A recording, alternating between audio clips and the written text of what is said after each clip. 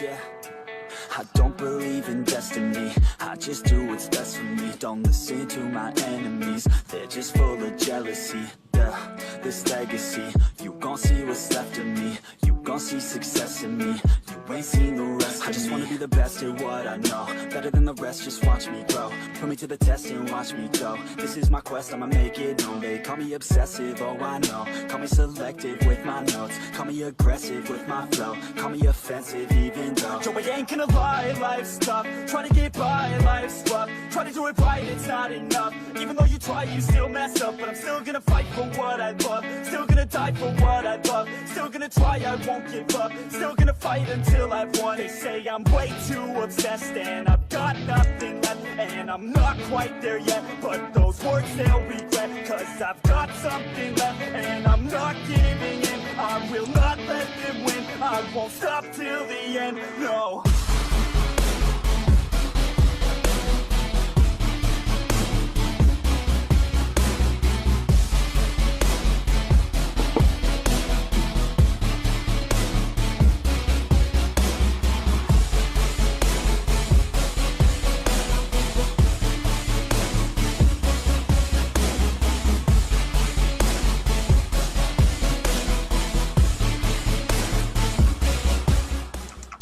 Well, hello, and welcome to Talking Normal, episode 2. Wanted to welcome you in tonight, and I got a great bunch of guests here, panelists on our show tonight. Michael Volpe, got Neil Shelton, and hopefully a little bit later here we'll have Tanya join us as well. And we'll get her in as soon as we can here. And I wanted to say definitely September the 11th, 2018. This is obviously a sad day in American history and what everyone has gone through. So our prayers and thoughts are still out to those people who have been affected or that their families have been affected on September the 11th. Great show tonight. I'm so absolutely pleased that these gentlemen came on tonight, especially when we're talking about whistleblowers tonight. Obviously, the Whistleblower Summit out there in Washington, D.C. that took place just a couple of weeks, 3 weeks ago or so. And just an amazing event, it looked like, from what I got to see. And you guys got a lot of attention out there, especially for what people are going through out there, especially with the family court system. So I wanted to get into that just a little bit and kind of explain here. So Michael, I know that you're very good at explaining this for a fact. Is what is a whistleblower? All right, let's start with that. Whistleblower is someone inside an organization, and that's like a broad term, who reports on waste, fraud, and abuse to the appropriate authorities. And appropriate is also a broad term. So in Neil's case, he found all sorts of corruption, not only in Surry County, but larger North Carolina. So let's call him a Surry County whistleblower. Tanya, ironically enough, doesn't even live in Oklahoma, but she, from her case, discovered all sorts of corruption in the state. And then the third person on my panel list, who's not here, Michelle McDonald, she was a lawyer inside Dakota County, Minnesota, and specifically her client, Sandra Rosini-Rucky. But so she discovered not just in that case, but in the entire courtroom corruption. So being a lawyer inside that courtroom, that makes her, we'll call her a Dakota County whistleblower. So that's what a whistleblower is. And some of the most famous one is the guy from the Pentagon Papers, Daniel Ellard. Probably the most famous is Frank Serpico, the cop who was played by Al Pacino. Jeffrey Wigand, who blew the whistle on the tobacco companies, who was on 60 Minutes. He was the insider. Russell Crowe played him, and the woman who was played by oh my God, what's her name? Oh, the famous one get played by famous actors and actresses, basically. Yeah, absolutely, it's true. Right, that's sort of whistleblower is, and also, you ever seen the movie On the Waterfront? The Marlon Brando character, you can consider him a whistleblower, and in fact, that movie is initially it was based on a series of articles called Crimes on the Waterfront, which won a Pulitzer. And there was a guy that was sort of similar to Terry Malloy, who was the real whistleblower on what was happening in reality on the docks. What you see it on the waterfront actually was going on in its own way on the real New York waterfront at the time. But certainly a few years before, and they created a whole there's a whole body that oversees the waterfront as a result of what happened. And so that's the benefit that was. So without that guy, without the real Terry Malloy, this body wouldn't be there to oversee, to make sure that the corruption doesn't continue. And you'd have mafia people basically getting their shake of whatever goes through the waterfront. Do you want that? And so that's what a whistleblower does. That's their benefit to society. Look, Frank Serpico, there were a lot of cops on the take. Plain clothes is what it's called. So anyone who wasn't wearing a uniform, almost all of them were on the take. That's no longer the case. Do you know how many cops he removed from bribery? One man. So that's the sort of thing that whistleblowers do. Really, if you want to understand the effect of a whistleblower, take a look at how many people smoke now compared to 1996.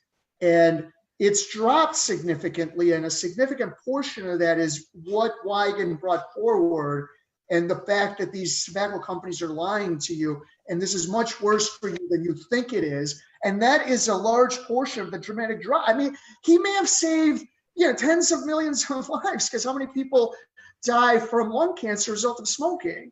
And so that's the benefit of society. Look, if you start to go great, you can say Jesus was a whistleblower because he was speaking out about the corruption in the religious sphere, which he absolutely was. Exactly. And that is a whistleblower. A lot of people, if you want to wrap yourself around that term, you can use it broadly, and that almost anyone becomes a whistleblower. But waste, fraud, and abuse within an organization, and that's what you're reporting on. That's exactly right. That's exactly right. This whistleblower summit, obviously in Washington, D.C., got some attention. How did the whistleblower summit in D.C. get started?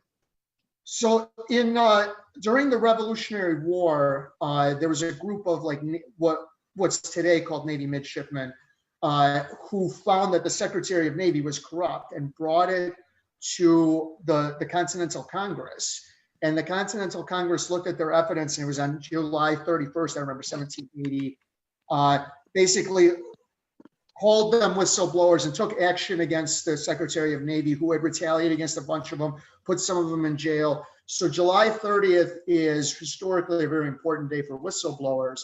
And about 10 years ago, a group of whistleblowers organized, it was called Washington Whistleblower Week, and eventually it turned into the Whistleblower Summit. And it's organized by specifically a guy named Michael McRae and a woman named Marcelle Reed. And Michael McRae in the late 1990s blew the whistle on $40 million in fraud in this, what's called an empowerment zone. But the USDA was going into poor rural areas and trying to make them less poor. And in reality, at least in this empowerment zone, they were taking the $40 million and giving it to some fat cat. Mm-hmm. And Marcelle Reed blew the whistle on a group called ACORN, which is the Association for Community Organizations for Reform Now. And she was, I guess we can talk about it now, she was my anonymous source on some stories that you'll find like 9-10 years ago. So that's how long I've known her. And eventually I quoted her, but if you read an ACORN story of mine, and it seems like I know a lot, not that I know a lot, is that Marcelle fed it to me and I pretended like I knew it all on my own. But I did interview Wade Rathke, who created ACORN. So I've got my own ways in, but the organization was supposed to help rise up poor people. And it actually mostly just benefited him, but he's a genius and he's a really interesting guy, but he created this organization, which is really this 300 interlocking organizations, and no one knew it. And she's the first one to kind of see that there's a lot more there than meets the eye. And she blew the whistle, and Mike helped her, and they eventually formed something called ACORN 8, which is an organization trying to reform ACORN. but both of them are also just whistleblower advocates. What happens in the family court reform movement, there's a similar dynamic in the whistleblower movement, is once you sort of like join in, it changes you, and you then become an advocate, and it's sort of like you embrace what happened. And so a lot of whistleblowers become whistleblower advocates. Right. It depends. There was at the summit, like there's a woman who was long ago was an FBI whistleblower, and now she's more like a whistleblower advocate, because what she blew the whistle on was 15, 20 years ago. So, you can't keep fighting the same battle over and over again. Whistleblowers embrace themselves, and family court reformers are whistleblowers in the sense that, number one, you're blowing the whistle on your own case, but you're also blowing the whistle on the systemic corruption in your cases, in the court system as well itself. And so what you're trying to accomplish, people shouldn't like look at technicalities and go, well, it's got to fit exactly right. It's not like there's like a whistleblower test and you got to get like 80%. So if you've been wronged by the family court system and you're speaking out, you're also a whistleblower. And the two movements are sort of aligned. And initially what happened was a woman named Marty Oakley, who does a lot of work, not just on family court, but specifically on guardianship abuse. She had a guardianship panel, and now the family court people have also joined in. Awesome.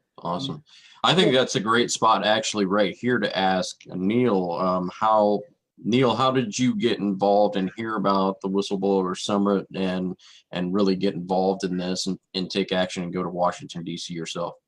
Yeah, the two Mikes, Michael Volpe and then Michael McCrae. Volpe mentioned it to me, and then if I'd be interested, and then actually spoke with Michael McCrae, and then he actually invited me, and anyway, did what it took and was lucky enough to get there. And it was a productive trip. Met a lot of good people, got a lot of good ideas. Saw a lot of, like Volpe said, I saw a lot of commonalities in a lot of different ways. And then I did meet some people that can show you a new direction to take things. So it was very productive trip. That's awesome. And some of the previous speakers, Erin Brockovich, she's one of the former speakers. Yeah. So I mean, there's a long list, and mine is my situation reaches both sides, so it's kind of strange. But I seem to focus on family court. I didn't mind losing everything else, but it pisses me off to lose my kid because today is my daughter's birthday. Oh, well, happy birthday to her, definitely. Happy birthday, Addie. She's 9 years old. The last time I saw her, she was 2. So this is my 7th birthday away from her. Yeah. So I know all too well the sting that what we're fighting for creates. But the Whistleblower Summit was awesome. I enjoyed it. I intend to go back. And like Michael said a minute ago, if you're speaking out, you are a whistleblower, and that's what I was thinking of. I was a whistleblower, long before I knew it, and one of the biggest things that I feel that I've been able to accomplish, or that makes me feel a little bit better, is not only me sharing my story, but bringing other people in to share their stories. And then with the radio network, we created a bunch of ways, gave a lot of people voices. So, you're a whistleblower because, you're anybody who speaks out is going to take the heat for speaking out. So there's a lot of whistleblowers out there. The one thing I want to tell everybody is to document everything and to be vocal. If I hadn't have bugged, Volpe will tell you, he finally had to tell me, quit sending me files. I mean, seriously, if you've got to harass people, you got to bug people, but you've got to have documents. You can't hey, listen.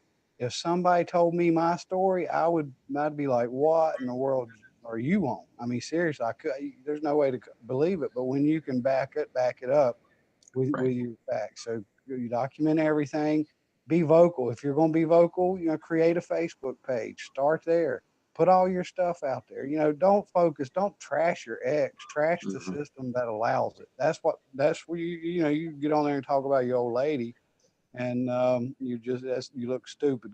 Fight the system, system, not the parent. Can I interject? Oh yeah, go ahead.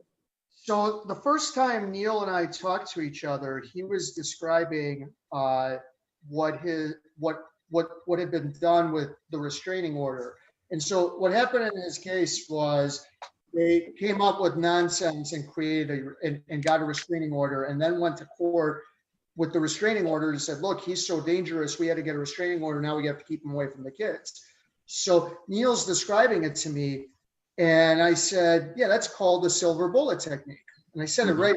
This is 2015. We first spoke like April or May of 2015. He's like, what? And I explained what the silver bullet technique was. And the reason I knew is I was writing a book at the time about a guy named Chris Mackney who was victimized in the same way. And what is the silver bullet technique, at least the way I define it, is when you use a bogus allegations of abuse to get a restraining order, which is then used as leverage in a divorce. And where I first heard the term is there's a Law and Order SVU episode with the woman's name is like Michelle, and then Claire Underwood. And it's like, it's mentioned in passing. So if it's not the centerpiece of the story is not a silver bullet technique, but at one point they say the silver bullet technique, and I had actually written, and I was like, this is what they did to Chris. And when Neil spoke at the Whistleblower Summit, he was talking about the silver bullet technique. And what's really interesting is Tanya was on the panel, and she was not only forced to go to Oklahoma, but they then filed a bogus restraining order claiming that she was running around talking bad about her ex to get her to stop talking. And she had started websites and basically started exposing some of the problems. And she was forced to go to Oklahoma a bunch of times, and she had a panic attack before one of the times that she went. And they gave the restraining order. Now she can't say anything about her ex. And so she realized, but 3.5 years ago, we're on the phone talking about the silver bullet technique. And here he is describing it to the Whistleblower Summit. And Neil participated in a documentary. It's been documented a bunch of times, this silver bullet technique, but that's how far he's come, if you will. Well, plus, if you Google the silver bullet technique, my Fox News video appears. So I'm now the poster child for the silver bullet technique. But guess what? That makes the lawyer who did this to me by proxy, the poster child for the attorneys who do this. So Sarah Silver Bullet Stevens. You can call me Neil Silver Bullet Shelton all you want. We are joined for life. That's fine. The reason it's important is if you can boil it down to a term like the silver bullet technique, it makes it easier for other people to understand it. But beyond that, here we were 3.5 years ago talking about it in a private conversation, and it's come so far that here he was at the Whistleblower Summit with a woman sitting next to him who had been victimized by the same technique in her own way.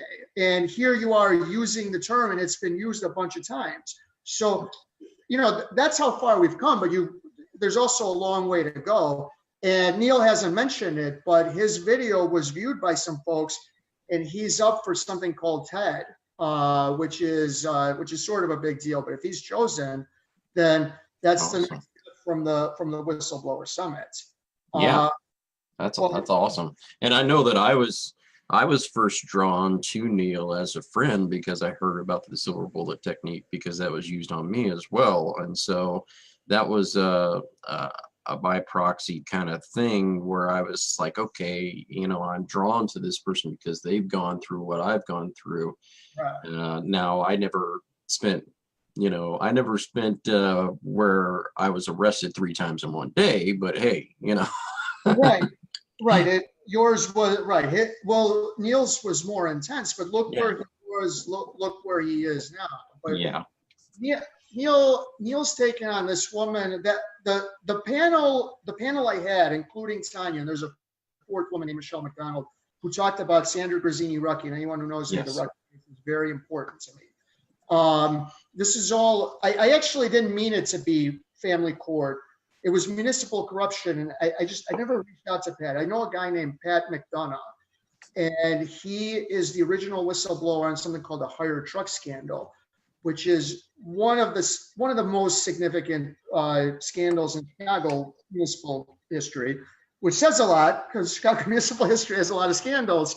Mhm. But it wasn't necessarily, and he should have actually been on the panel, but it didn't work out. But the four of us were talking about municipal corruption, which is what like these kinds of divorces are.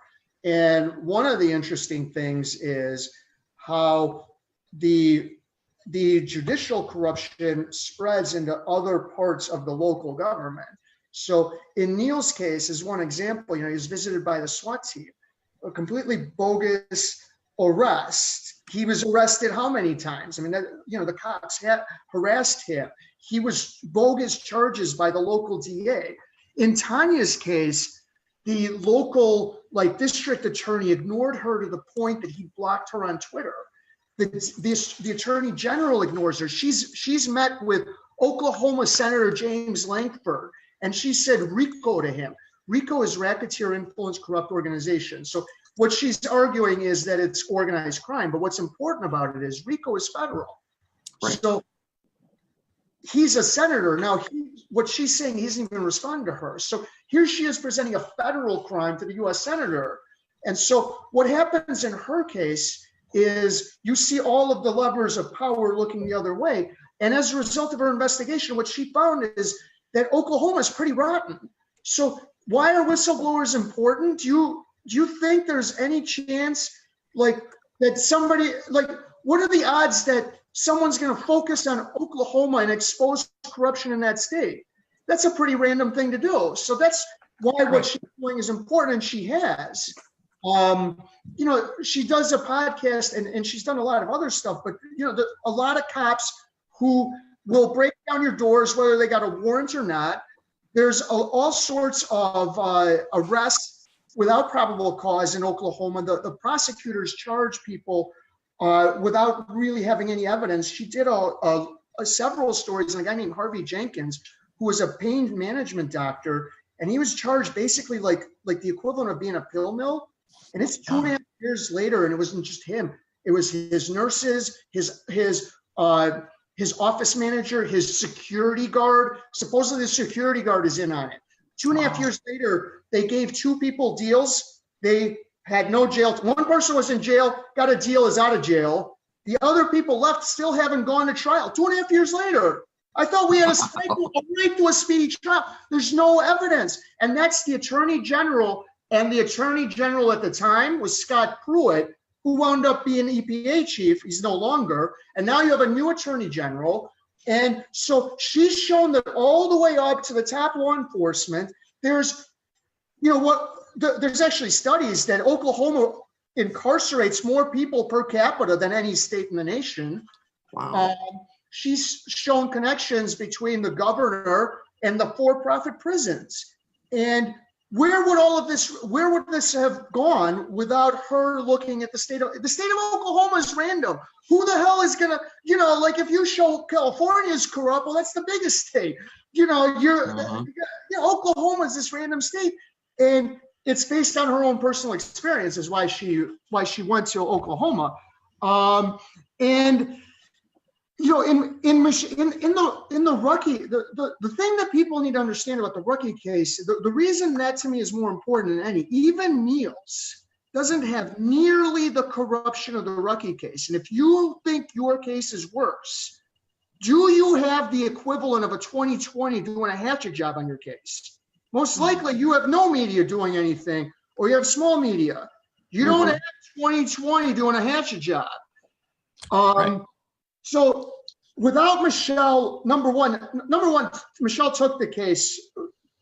Sandra Grazzini-Rucki is what people call her. She did pay her a little bit, but she had the case for 5 years. She paid her enough for about 2 weeks. So just people, Michelle didn't technically do it pro bono, but Michelle was paid for 2 weeks and it was like 5 years. So she Oh, did geez. right. Well, by taking the case, she was able to uncover all of these things. And they want to destroy this woman. And now she has a fighting chance. But besides that, there is so much corruption that has been brought to the surface, not just in Dakota County as a result of this.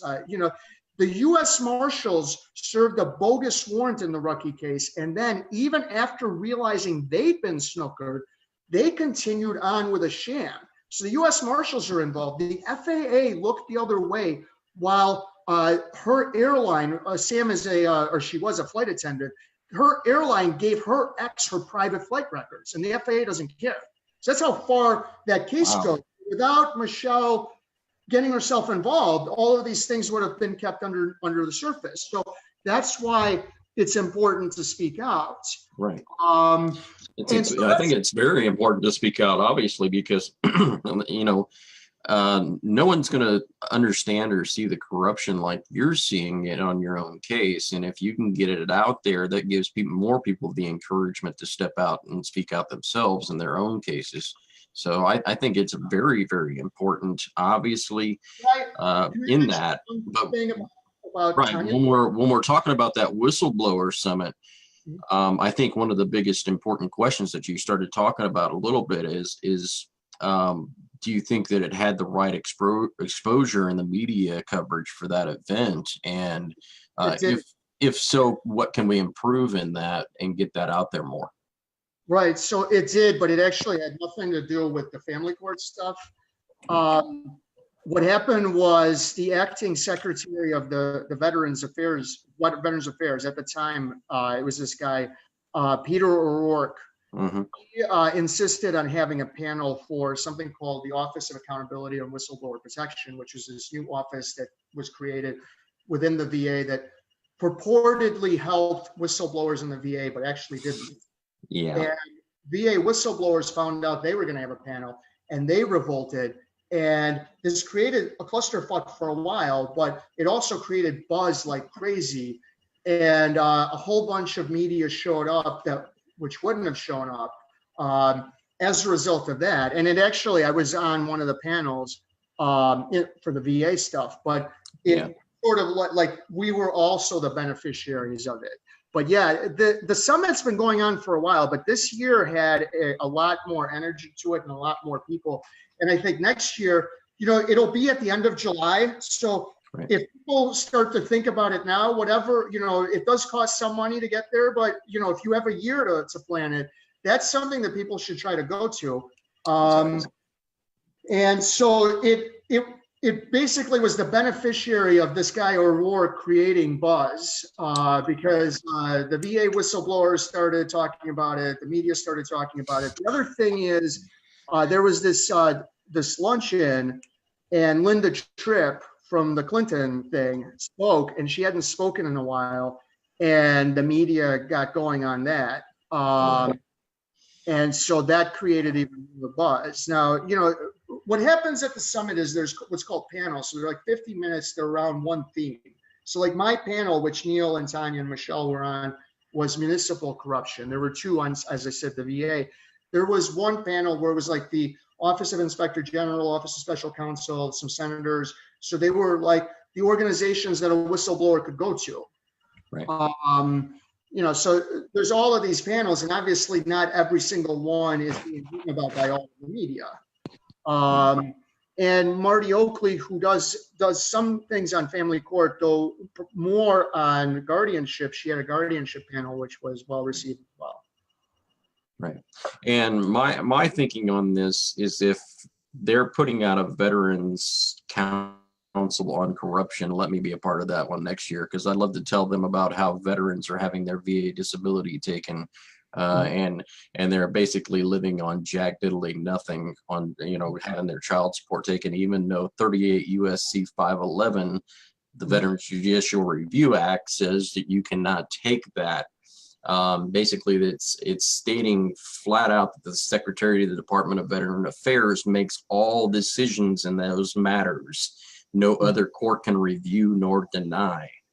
But yet what they're doing is they're bypassing and they're saying, well, once you receive your check and it hits the bank, now it's free game. Well, even in the Howell ruling this last year, when Howell versus Howell took place in 2017, basically one of the Supreme Court justices looked at what was said on that same very scenario and said, this is the kind of thing that gives the law a bad name.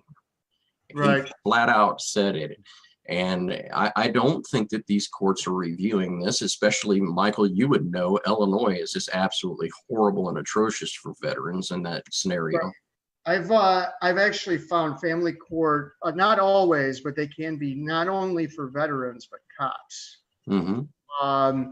Because they're, you know, the problem with family court is these judges have all sorts of leeway. So they, oh, boy, you got a dangerous job. I'm not letting you see the kid. You know, oh man, you know, your tour really messed you up. I'm not letting you see the kid. So what you described is that's one thing, but I think just in general, not always, because sometimes they can go the other way, and there are judges who will bend over backwards because you're a veteran or a cop. Yeah, sometimes, yeah. Right. And I think as well what you're talking about on the side of necessarily PTSD, because I think there's a lot of people who can suffer from PTSD and they're being discriminated against because they suffer from PTSD. Mm-hmm. I have a hard time believing that a PTSD event would cause you to not be a good parent. I have a real hard time with that. Right. I think all of that is just nonsense. You know, I think I have a hard time believing ADHD would. I have a hard time believing bipolar would. I have a hard time believing any of it would. And it's all voodoo. I think somebody, I think in some cases, it'll make you a horrible parent. I think in other cases, it'll actually make you a better parent. And in many cases, it actually has nothing to do with anything. And you're a good parent for reasons that have nothing to do with your PTSD. So that's number one. But it's certainly, like I said, in some cases, the judge goes the other way and they ignore all sorts of things with a veteran because they want to bend over backwards to a veteran.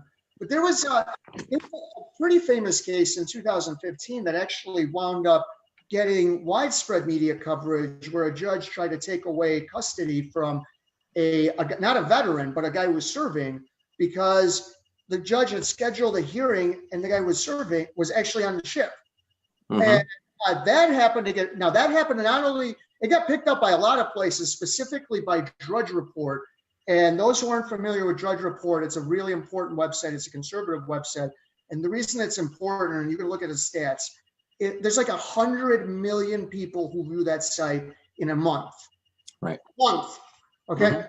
So that guy found out about, so suddenly they care about family court. But what you described is a part of a larger issue that I think veterans and cops, because if a judge wants to, they can say, you know, this job messes you up, this job is dangerous, this job is that, this job is this, and just find that as a reason to limit or not let you see your kid. Right. As I said, there are other judges who, because you're a cop or a veteran, who will suddenly ignore things that they shouldn't ignore because you're those. Right. But what you're describing, I have no doubt that's accurate. Yeah, absolutely. And you know, those things kind of happen, and when they do happen, I think that we've got to bring up some of the issues and the facts that everybody should be treated equal. I think that there's a real big problem in the United States right now, especially in these courts with the judicial corruption, because we're not being treated as equals in the United States, whether that be a male or female, or even now what we're seeing. Michael, I'm sure that you can address this as well, same-sex marriage divorce, where you have a custody case. Correct. And look, this is, I don't know if you watched the Supreme Court hearings, right, but this is sort of like what all of the arguments, all of the fights are couched as. You know, Kavanaugh's not going to be fair to these guys because he's pro-life, and so they're making like that same argument with their preferred groups. So yeah, no, you're right. It certainly spreads to family court. You know, if you know, if I had a question for Kavanaugh, I'd ask, you know, you've not chosen a family. When was the last time the United States Supreme Court ruled on a family court matter? Because the people around me seem to put in a lot of U.S. Supreme Court briefs, and none are chosen.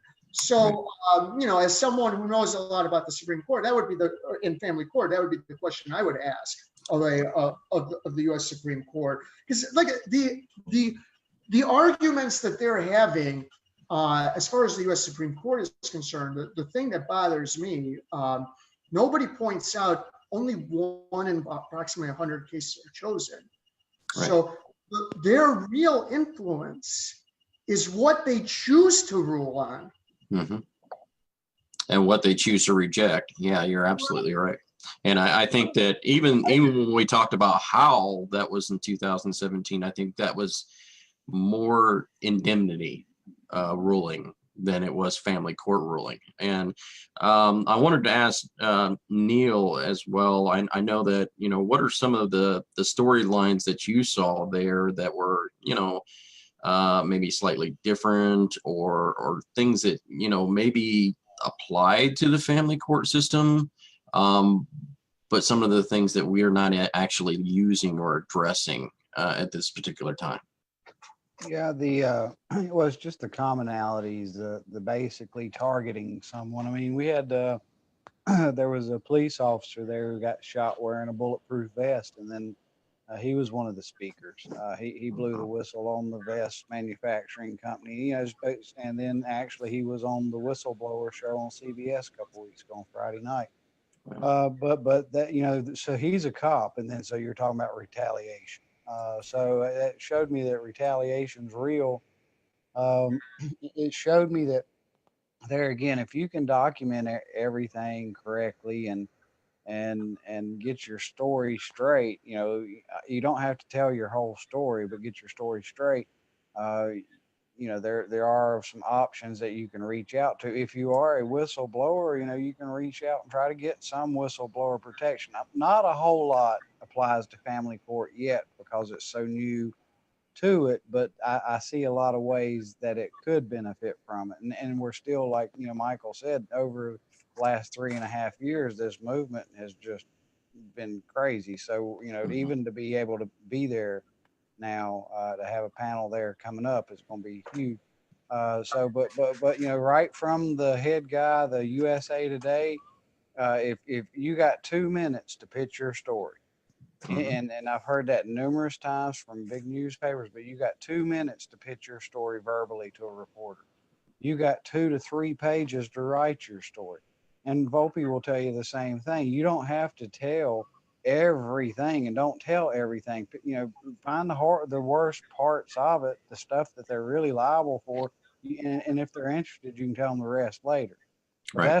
That's where 99% of us fail is just, oh my God, they did this and then this and then this, and I'm sorry, I'm guilty of it too. Volpe's had to tell me to hush many times. Right. So it's just, you know, learning how to present the stuff. Learning how to use social media and different avenues to create a voice. Because, I mean, most of us, they took everything else, you know, so the only thing left is our voice. So you got to use it, you know, or either, you know, don't fuss about how horrible it is if you're not going to fight to change it. Yeah, I think that's exactly right when you're talking about, look, when you're out there, and I'm going to give this advice to those people when you're out there, and you want to get your story out, remember, you're not writing a book, you're writing an article. You know, you're writing, you know, 4 or 5 paragraphs that somebody can get and catch a hold of and go, oh, this is what happened. Crap. Wow.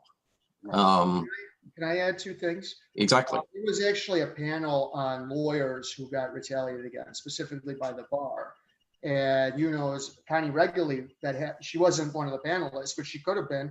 And frankly, should have been. But one of the panelists is a woman I wrote about. Her name is Retta Daniel. She did she one of the cases that she believes got her in trouble was a family court case. But what essentially happened with her is in several cases all at once, like things kind of came together in the right or wrong way, but she was very aggressive in several cases all at once involving some protected lawyers.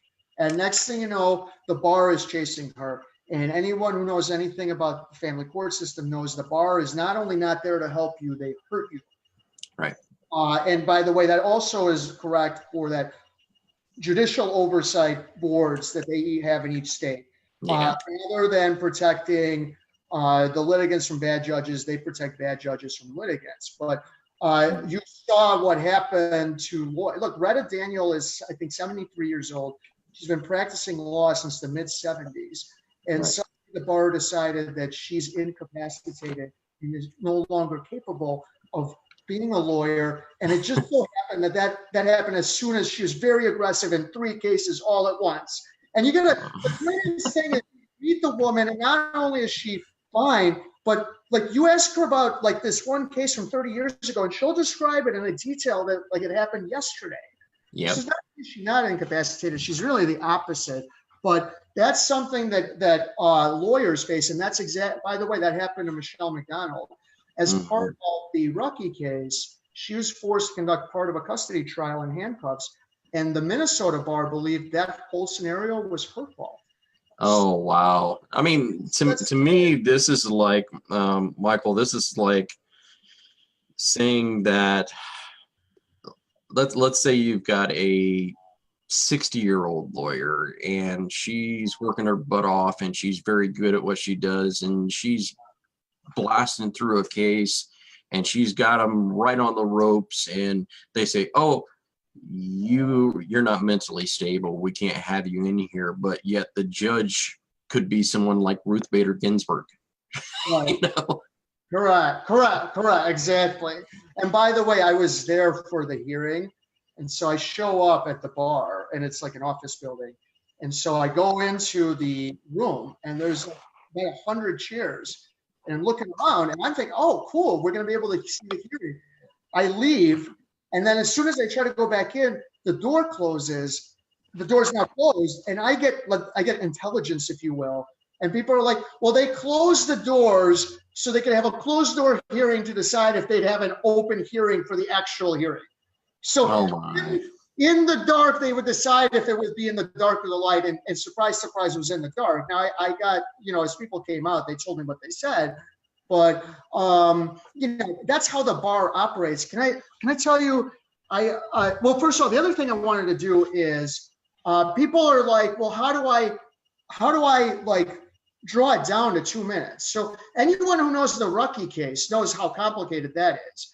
Here's how I would do it in less than 30 seconds. Sandra Grazzini Rucky and her 5 children were the victims of domestic abuse for the entire marriage. If you don't believe it, there's 125 pages. Police reports, CPS reports, including one where Nico Rucky says that his father, when Nico was 8 years old, put a gun to his head. That's important because Nico now says he's never seen his father be violent. I didn't know that putting a gun to your head is non-violent, but 125 pages. And when she got divorced, not only the courts, first the family, then the criminal, but the media, first the local, all the way to 2020, covered it up. And then the media covered it up for what the courts are doing. So this woman was physically abused. She was then abused by the courts, and then she was abused by the media. And that's it. And look, in Tanya's case, the way I would do it in 2 minutes or less is Tanya's the victim of forum shopping. She lives in New Hampshire. She has a house in New Hampshire.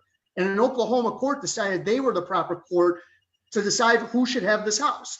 Completely bogus. And the other thing is she has a disability. She has ADHD. She was not given the proper accommodations. As a result, she suffered a panic attack. The judge ignored the panic attack, forced her to continue under the threat of a subpoena, and then ruled against her.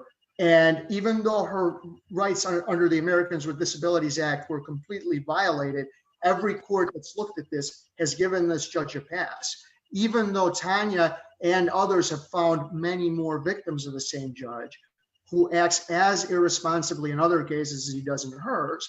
This random court in Oklahoma is telling this person in New Hampshire who should have a house, which is completely ridiculous. And I should mention forum shopping.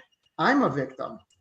I've been sued twice by a guy from Massachusetts who keeps suing me in Massachusetts, not because Massachusetts is the appropriate place, but because he lives there and he wants home field advantage. And why do you think Tanya's ex sued her in Oklahoma? Because he knew people there. He wanted that. Mhm. There's something called subject matter jurisdiction. And the reason it's important is you're not supposed to have home field advantage in the courts. It's Yeah. not like the World Series, okay? It's not like we're going to play it in Wrigley. No, either side is supposed, and for this reason, for what happened in Tanya's case, for what's sort of happening in my case. And look, I've done others with forum shopping. There's a really notorious one is Susan Carrington. And she and her ex-husband actually had a divorce decree in Maryland. And he walked into Rockland County, New York, claiming he lived there. And it wasn't even clear if he did. And argued the same arguments before, but now wanted a restraining order and got a restraining order from a random court in Rockland County. And even though there's a divorce decree giving her right to see her children, has been kept away from her children for many years by this random court. And again, it's forum shopping. And these are things that are, it's an epidemic, but it's silent. But now that we're on the show, a little less silent. Yeah. These are things that people notice when they speak out and others speak out, and you start to notice similarities in cases. And forum shopping, that term is important because it happens a lot. But if you can say, if instead of saying, well, I live in New Hampshire and this guy's in Oklahoma, and go through this long explanation, you just say he forum shopped, and people know what you mean, it's much easier to understand. Yeah. So I found that interesting that she and I share that commonality, and a lot of other people as well. Yeah, and I think that there's a lot of people who share a whole lot of different similarities in their case, and I think that what we want to get to is what makes your particular case different than the next person's case, and that points out some different details that maybe not everybody's getting across. You know, maybe you had an abuse situation. We want to list that. Maybe you had a child abuse or molestation issue in your case. We want to list that. It's very important. Those are things that need to get out there. Maybe you had a complete judicial misconduct situation, where as such, I've had in my own case where the judge off the record spent a half hour berating me and calling me every name under the sun. Those things happen. That makes your case different. That's the details you want to list, like Michael's telling you. That gets those things out there. So One thing I wanted to point out, the whistleblowers, they're often, their cases aren't in court, but they are in a kangaroo court. And the way that their employers often retaliate against them, you would certainly find some common, even though it's not exactly the same. In terms of like squelching your rights, it's the same. So that retaliation will feel the same as what they did to you. And certainly all of the stories from there, veterans, like VA whistleblowers who are put into an office for like 500 days while a nonstop, non-ending investigation goes on. And they'll sit in that office quietly until that investigation stops, and no one will tell them when the investigation stops. So That's one of the stories that was told at the Whistleblower Summit. And I think anyone who's gone through family court will probably feel some sympathy for a veteran, for a VA whistleblower who was put through that, because it's kind of sort of similar. So in that respect, there's some similarities in terms of the kind of retaliation they faced and what you all faced. Right. And I definitely want to send out a reminder as well to all of you listening in tonight. Thank you guys for listening in. Definitely please share this, but also this show is completely interactive. So if you want to go ahead and get in the conversation, I put out the link there that you can definitely get on Zoom and ask a question of Michael and Neil. And also I can take your questions here as well about the Whistleblowers Convention Obviously, it happened just a few weeks ago out there in DC. Some great, amazing stuff. Yeah. Hi guys. I appreciate it. Yeah. Can I add one other thing? Go ahead.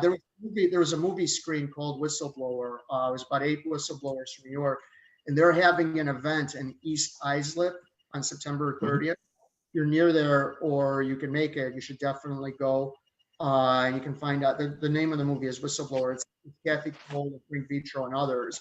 But if you're near East Islip, New York, September 30th, 31st, up, and you should go for that as well. Yeah. So September 30th in East Islip, New York. So yeah, definitely get there. You'll hear some interesting things, just like was heard in BC. And Neil, I know your particular case is obviously, wow.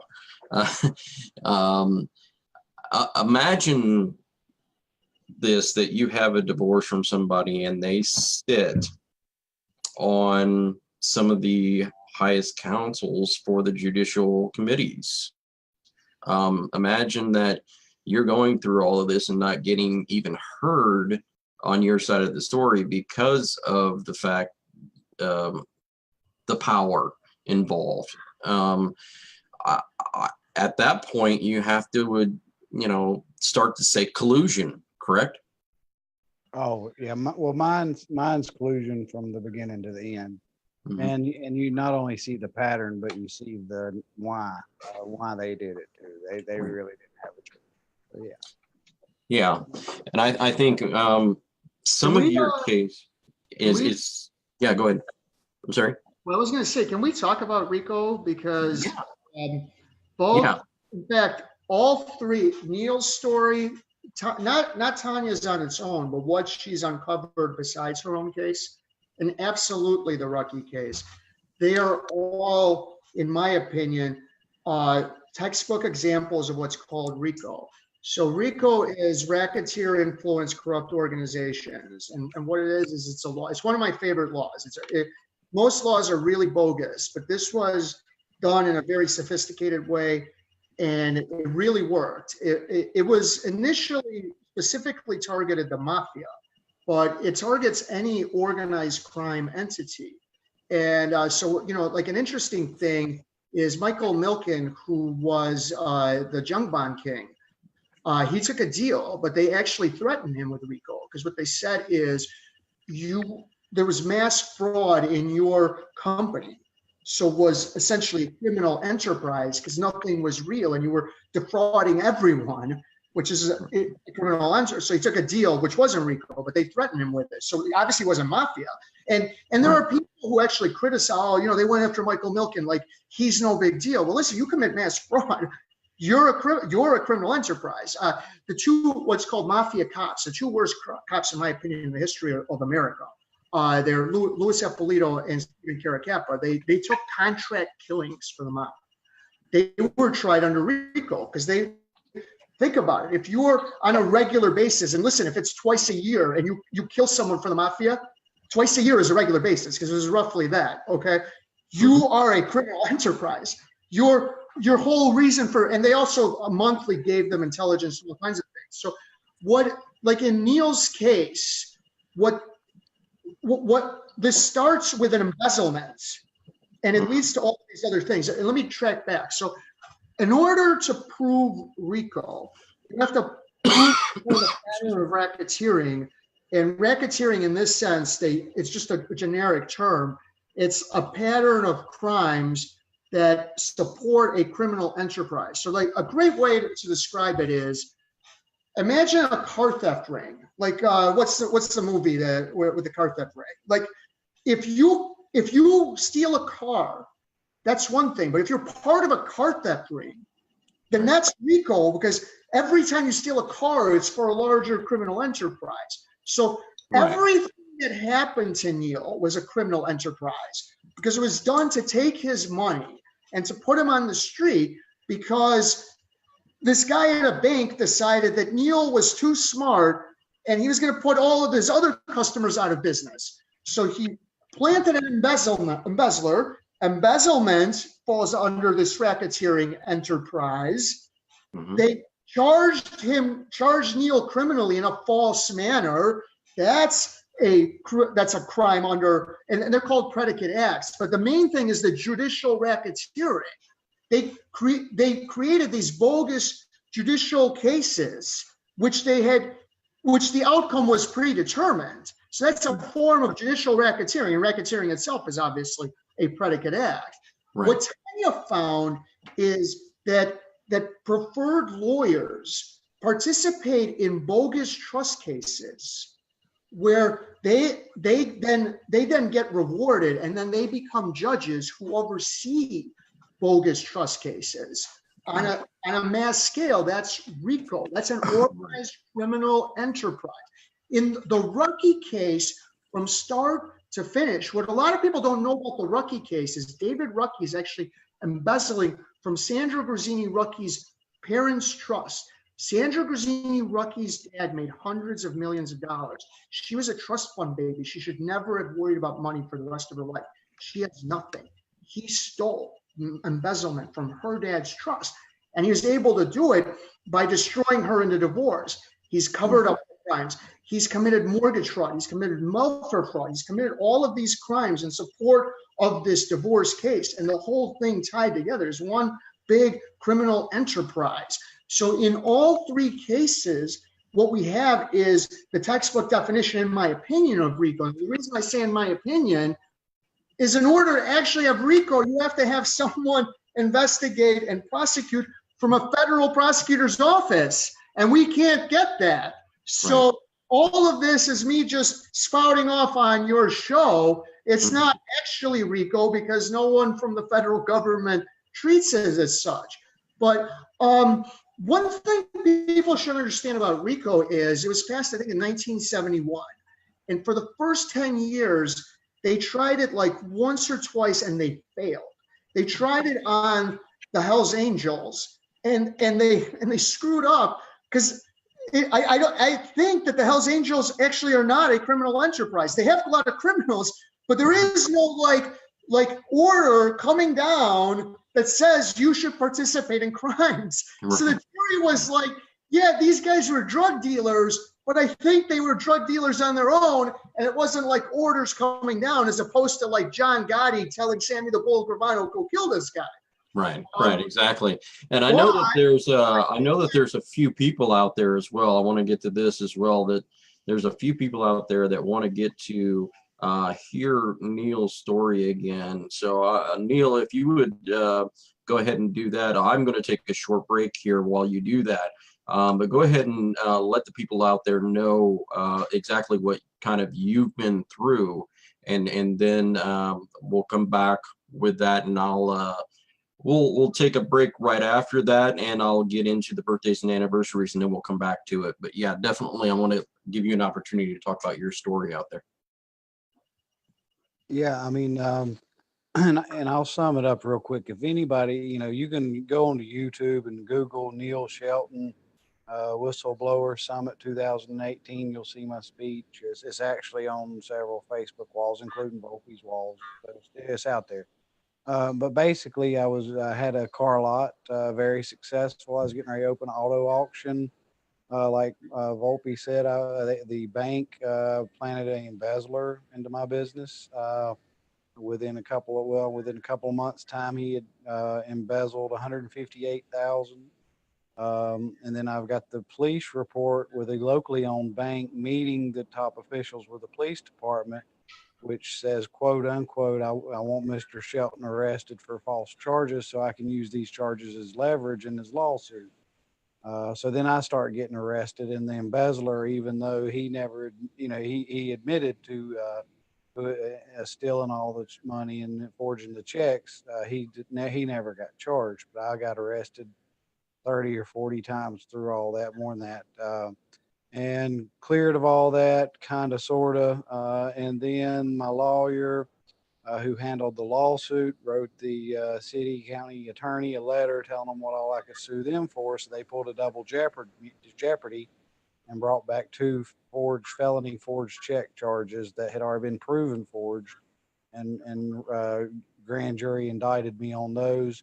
to get me to sign an agreement not to sue the city for what they did. And then the divorce came on. So we received we settled the lawsuit, received the settlement money.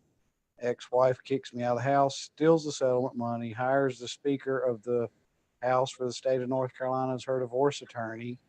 I believe she continued to cover up and to help out the DA and everybody who was worried I was going to sue them.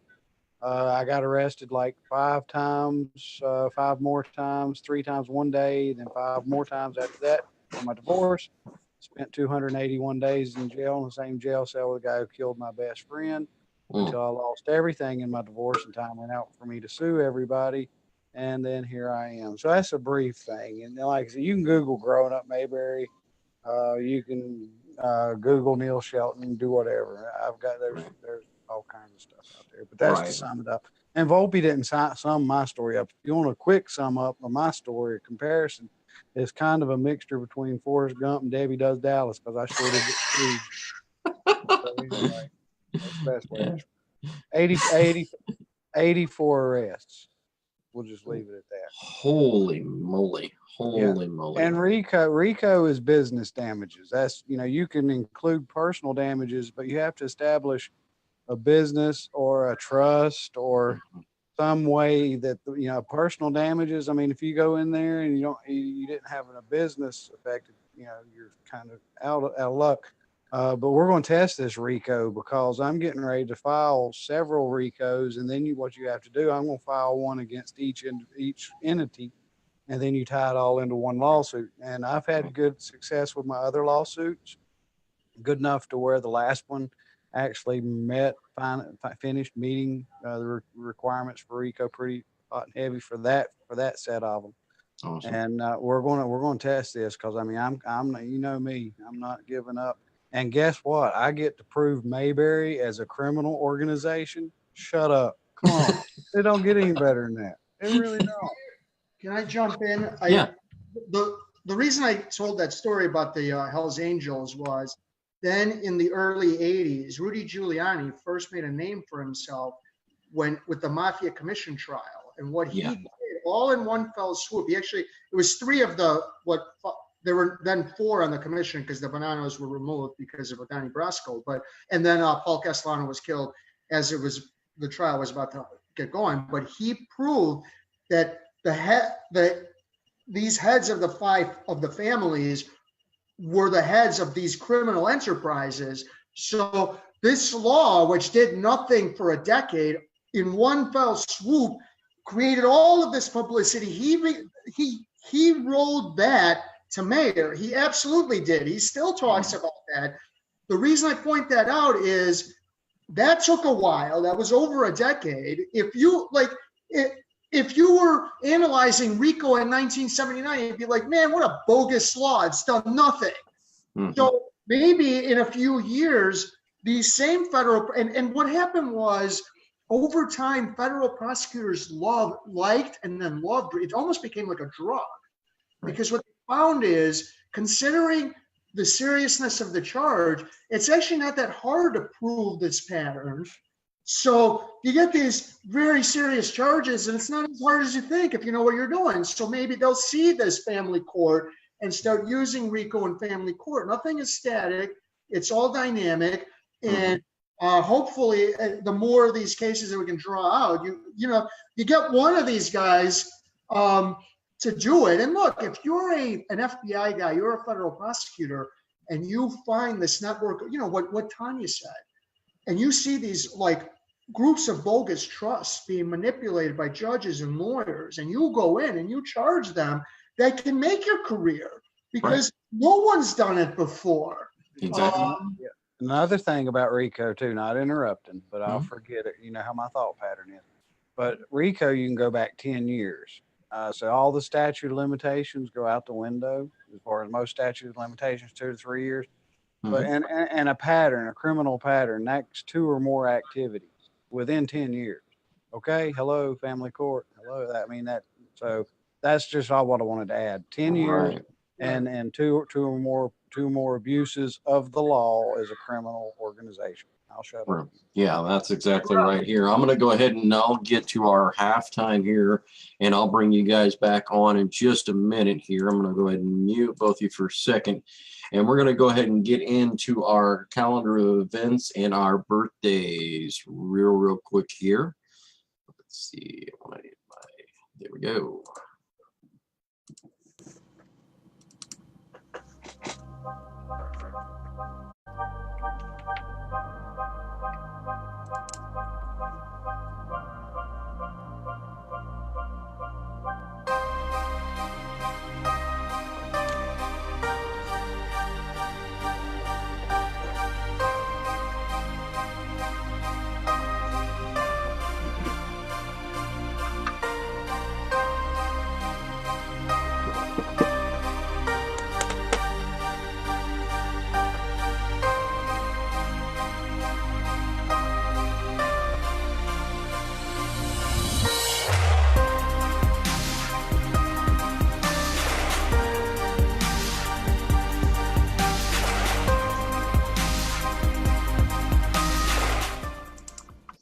Okay, and so we are back on Talking Normal here. I want to go ahead and get into our events.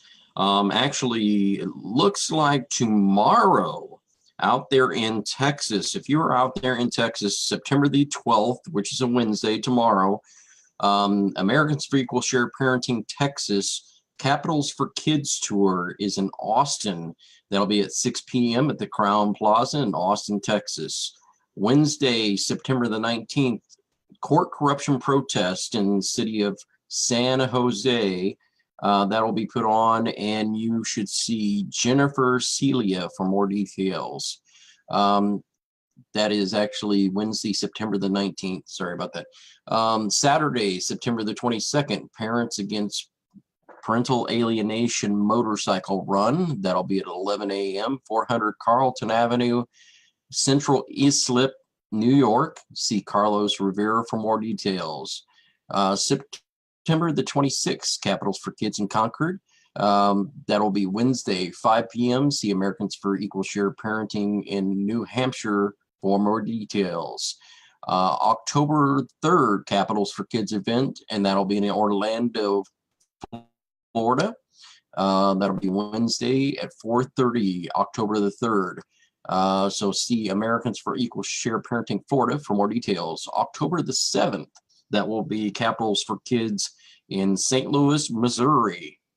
That'll be a Sunday at 4 p.m. So Orlando Gardens Banquet Conference Center is where that'll be taking place. And you can see Americans for Equal Share Parenting Missouri for more details on that one. October the 22nd, which will be a Monday at 5 p.m., Capitals for Kids in Trenton. So see Americans for Equal Share Parenting New Jersey for more details. October the 23rd will be Capitals for Kids in Philadelphia. That'll be on a Tuesday at 5 p.m. See Americans for Equal Share Parenting in Pennsylvania for more details. Let's run through the birthdays real quick out there. So Suze Remus, Tom James, Andy Anderson, John Klein, Delbert Dabbs. Wednesday, we've got Carl Kennedy, Greg Wood, Alexis Mundy, Randall Murphy, Jed Marquez, Diana Davidson, Tamara Polzin, and then we've got Thursday, Jay Missiones, David Mann, Chris Clark, Daniel Walsh, Ethan Ramey, Chris Clark, Martin Walsh. Friday, we've got Deb Heyer, Lynn Johansson, Jenny Rosales, Caroline Lamont, and Stacy Nestry. Saturday, we've got Philly Slim out there celebrating your birthday. Philly, happy birthday to you, brother. Yaya McLean, world champ. All right, brother. Attila Vancer, Natasha Harrington, Tiffany Noah Peterson, Leanne Grawl, I believe that's Drea David, James Ruddix. Sunday, we've got Anthony Cadenas, I'm horrible with names, but I'm trying here. Timothy Johnson, Patricia Raymond, Roy Chin, and Ashley Frame, Larry Coons. Monday, we've got Vicky Black, Michael Ash, Benjamin Beveridge, and James Kirkwood. Talking Normal is copywritten, and duplication of the broadcast of the audio or visual or transcription of the broadcast is strictly prohibited without the express written consent of Talking Normal or the board of directors. So great first half when we're talking about stuff here, and I was hoping to be getting on hopefully a special guest coming in here pretty soon. So hopefully that'll take place still. And I believe that they are out there in Austin, Texas as we speak at one of those events. So amazing stuff going on. Get involved. There are plenty of events out there. They'll be coming locally to your direction. So get involved, and also happy birthday out there from Talking Normal. We greatly appreciate you, our board of directors and our team and our staff. Absolutely love and appreciate you. And if you're celebrating a birthday out there, definitely happy birthday. So we're back here with Michael Volpe, and we're back here obviously with Neil Shelton. And I want to say thank you to you guys for coming on, obviously, because I mean, the Whistleblower Summit is, it may sound somewhat simple or maybe boring, but let me tell you something. Some of these stories that you hear at some of these summits like this, they're heartbreaking. And I think that when you get out there and you realize that each of these are human lives and people matter, you start understanding that, you know, Michael, there are things out there that we probably haven't even touched on yet that need to be touched on. Right. The most interesting story that I heard Excuse me. it was a couple of years ago. It was a guy named Thomas Drake, who was Edward Snowden before Snowden.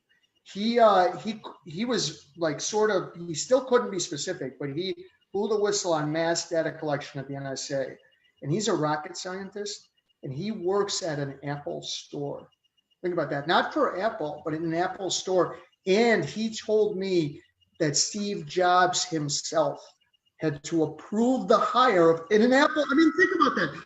Think about it, that the CEO of Apple has to approve his hire in an Apple store because the NSA said that if you hire this guy, you can forget any contracts with us or anyone else we can convince to contract. And Jobs basically said, I guess they didn't have enough, and he worried about it, and he signed off. But this guy, and the reason he's not as well known as Snowden is he took it up the chain, and he did get it to the media. What's interesting about it is anyone who claims, oh, Snowden should have gone up the chain, Thomas Drake went up the chain. Right. So anyway, yeah, you hear some really crazy stories, but the other one was a guy named Joe Naccio, who was at last year's summit, and he was the CEO of Quest, and he was like on, I think it's NSA, but again, he couldn't say which of the agencies. He was on like some secret board of CEOs who shared, like, because Quest at the time had done a lot with fiber optic cable. Right. And whatever this agency was wanted to get in his head, if you will. And right. From 1998 to May 2001, he was the big dog over there. They loved him. And then they asked him for mass data collection. And he said, you know, this request is interesting. Could you give me like the legal justification for what you want for me giving you the mass data of my customers? Because they thought that I wouldn't share it with you. And so if I'm going to go ahead and share it with you, I'd really like before then to know how you came, keep in mind, May, not September of 2001. When the government tells you that they only want to collect mass data because of 9/11, think of Joe Naccio. He's suddenly charged with insider trading. But so what's interesting is they claim that he sold shares after he learned he was going to lose government contracts because of this. Wow. In reality, what happened was he sold shares, then he had the conversation. but a judge ruled that the conversation itself was top secret, so they wouldn't allow the conversation in trial. So the jury didn't know the time order, and he went to jail. He went to jail for about 10 years. Now, Wow. Maria Bartiromo did his story. Look, what I told Joe is, look, you live the colorful life and screw them. And the 10 years they took from you is just a part of like your colorful life. And, you know, he grew up working class in Brooklyn, and he once had $100 million. And now he has nothing again. And, you know, and it is like a cool life. And he spent some time in jail. And by the way, his wife, when he left and was there when he came back, and, you know, and he married. So, you know what? He's one, even Nachio's one up on you because he married the right woman. So regardless of whatever else, but that was another person you meet at the summit. And I mean, just think of you think your court case was screwed. How about this guy where he sells in May, he has a meeting in August, and he's not allowed to tell the jury, no, I sold in May. I found out in August. Obviously, it's not insider trading. I started selling. And look, it was unfortunate. He did start. What basically happened was he did start selling, and then the company tanked. Mm-hmm. So to the outside world, it looked like he was a scumbag CEO who knew more. But and he you know, by happenstance put himself into this difficult position. But he was at the summit, not this past year, but he was at the summit as well. Look, Flico has been at the summit. I think Wigan has been at the summit.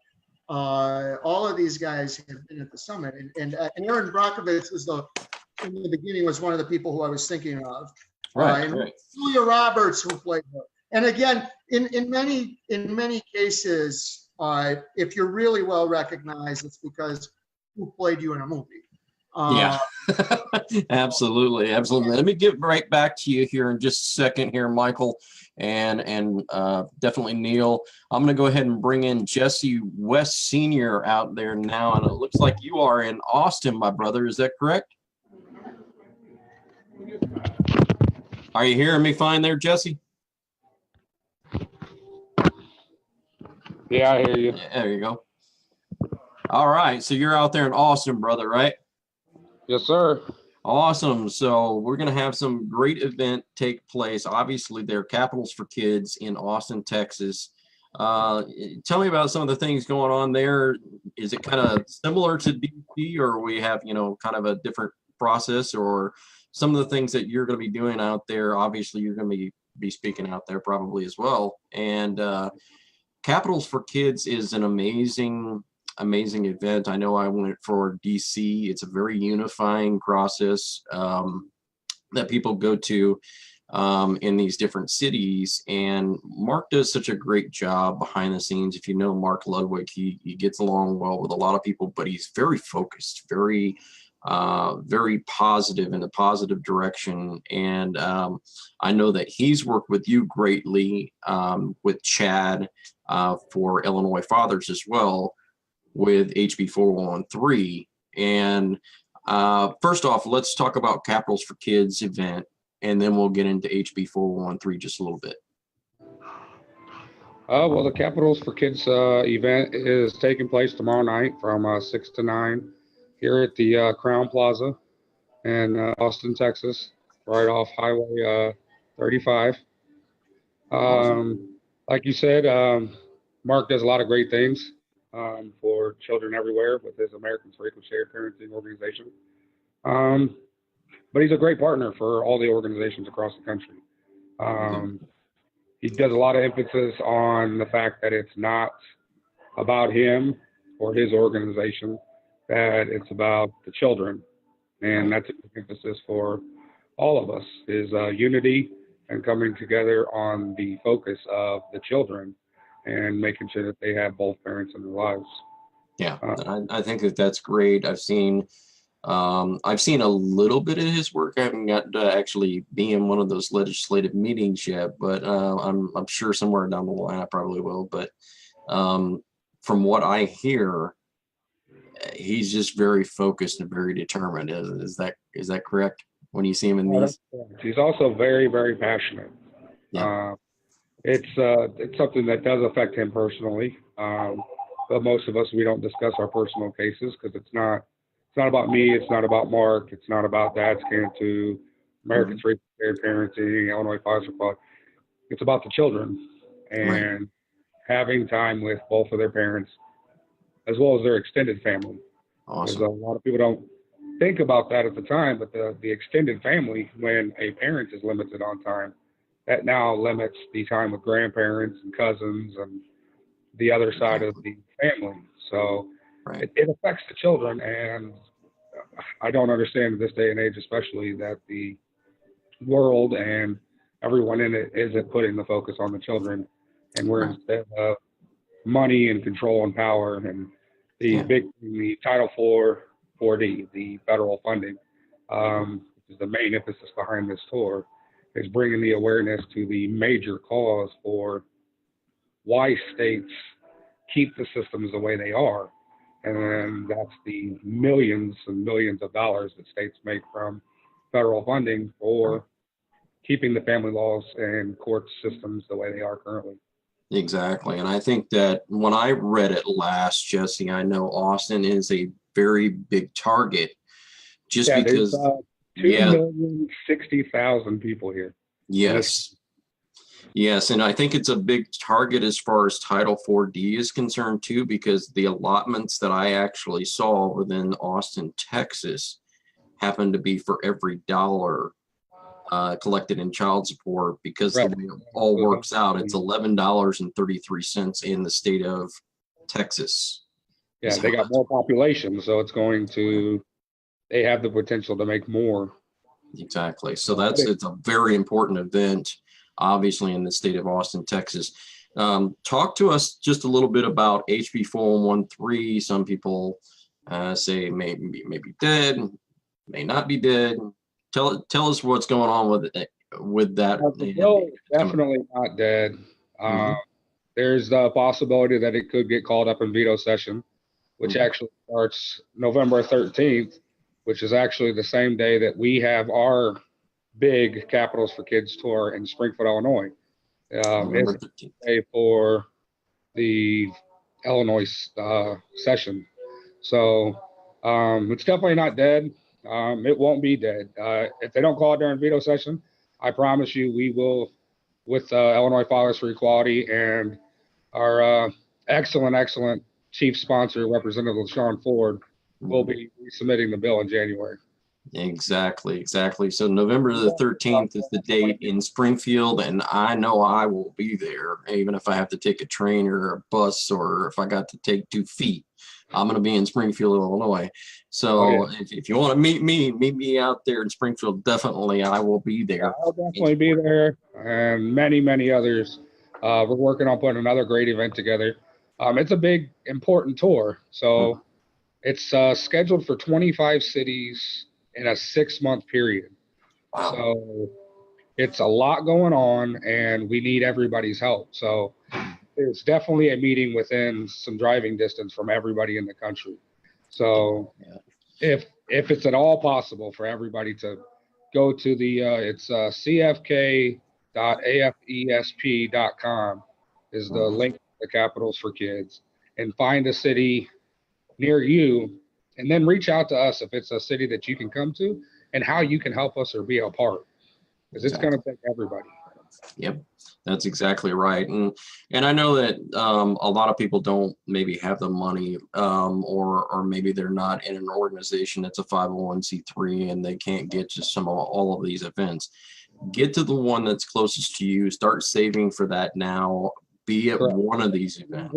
Just $10 to get into the door. For the ones that can, the VIP is $25, and it's definitely worth it. I understand personally, and I've experienced with my Dad's Cantu organization, many parents, because I have mothers, a lot of mothers too, that are struggling to get by. But I've talked with them, and there is something that you can cut out, even if it's just one thing a month, to get that $10 and say whatever amount of gas that you need to get there. You're not going to want to miss it. Being there in person, you'll be able to reach out, talk to me and Mark Chad Laudermick, just a lot of people and resources will be available in person that you won't be able to get from the Facebook Live. The Facebook Live is there so you can watch and stuff like that. Right. Being there in person is very different. And Yeah, I it can is. tell you from experience because I am personally with my organization, Dads Can Too, traveling to as many of the tour events as possible. I was in the Right. Washington, D.C., the Denver last month, and obviously I'm in Austin, Texas. You got a big yeehaw going on right now. We brought the rain with us from Springfield apparently because it stopped raining there and it started when we got here and been raining since. But Yeah, beautiful. I love this guy because I traveled with Jesse, and he was great. Great spirits every day. I mean, we would walk through Arlington National Cemetery, and this guy's still upbeat and smiling and happy, and I'm like, wow, this is great.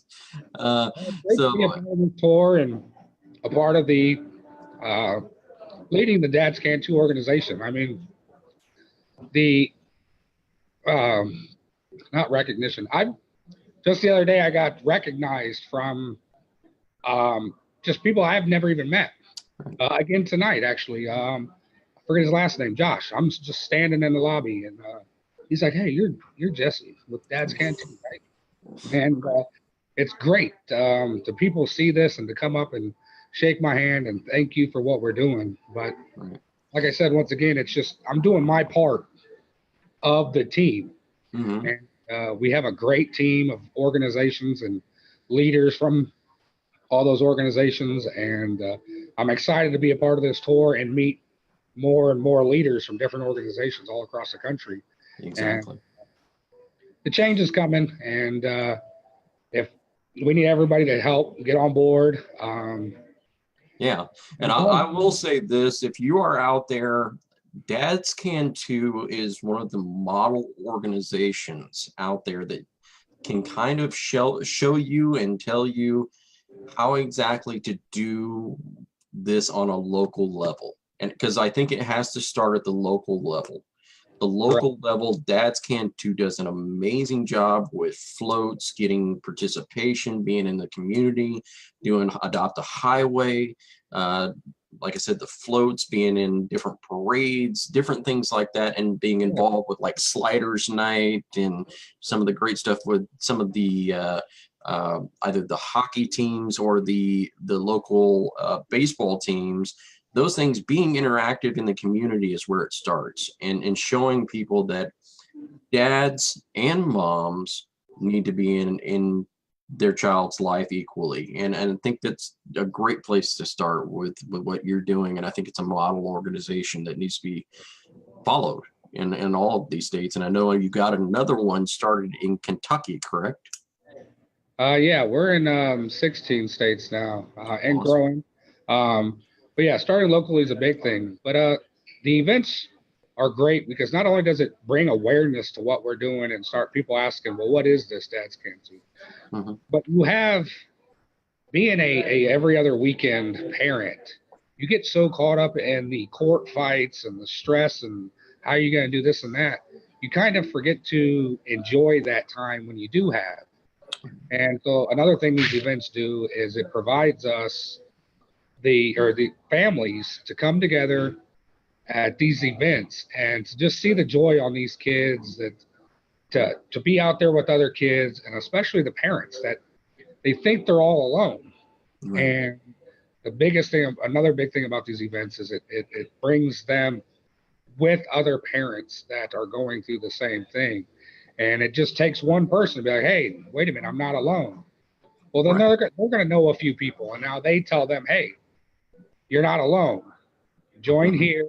Follow these organizations like Dads Can Too, Illinois Fathers for Equality, Americans for Equal Shared Parenting, go on.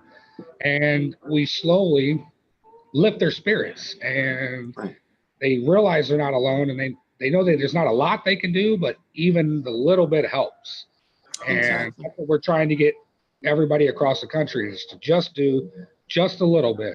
And, I mean, even if it's $1, if every parent that's going through this did $1, I promise you we would have a lot of money to help fight this Title IV defunding and the family courts all across the country.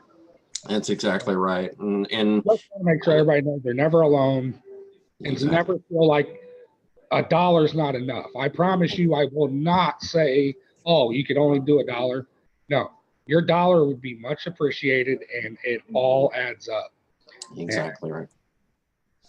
We do lots of different events, and hopefully we're going to get some more organizations doing things. I know Zach up in Wyoming, he's doing some events with his Kids Deserve Dads, and we're making it a more thing. I know Mark's actually doing they're in a parade this coming up on Saturday the 15th, I think.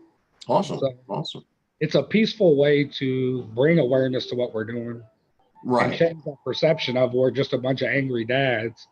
Right. And Yeah, and I think that can kind of get misconstrued, and I want to thank you for coming on so much.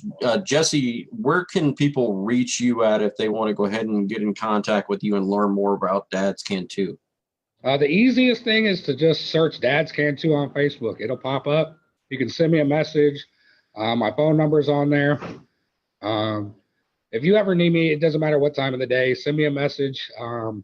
If you want to call. My phone's always on. Mhm. I promise I'm here to make sure everybody knows they're not alone, no matter what time it is. Myself and many other people across the country, we're here for you. Exactly. Come out and talk to us. We'll be there. Exactly. 100%. Thank you so much for coming on. And I want to, All you do too.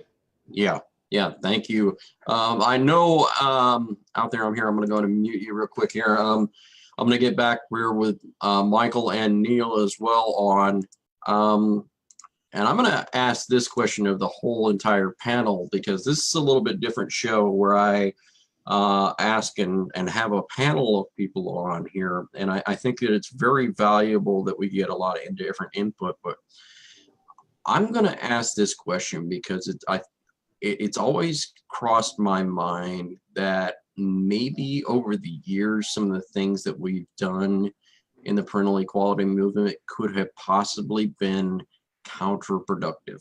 What I mean by that is holding up angry signs, doing maybe some things or shouting different chants or things like that maybe a legislator could look at and be like, I don't know that I want to be a part of that or help these people, because that seems maybe like an angry mob with pitchforks or, torches or something.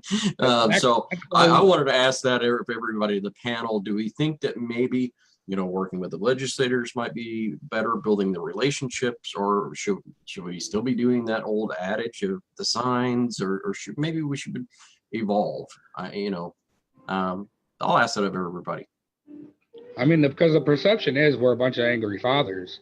Right. And the biggest thing with what we're doing with Dads Can Too is trying to change that through these peaceful family fun events. We're putting the emphasis on the children and being family and not being out there with signs, arguing or rioting or anything like that. Exactly.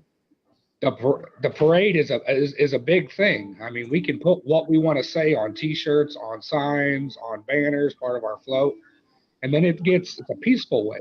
Right. So it brings in the media attention, and I'm in contact with lots of different legislators, and they follow my page and a part of it, and they like what we're doing. We're bringing attention to the issue without making a negative scene.